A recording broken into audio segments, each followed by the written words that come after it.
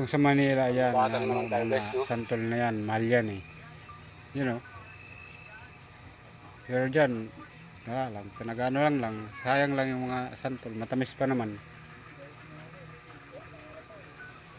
Oy, kami niya may mga gabi gusto.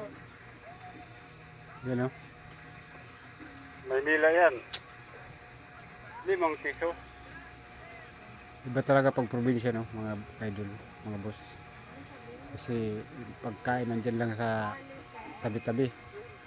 Di tulad dito sa Maynila na lahat, kahit balat ng prutas binibili. Pero maasim. Hindi, no, wala lang. Pwede pa yan, ah. Tamis. Anuhan lang yan dun. Dandaanan lang. Ang lalaki pa naman na santol na yan. Tamis nga.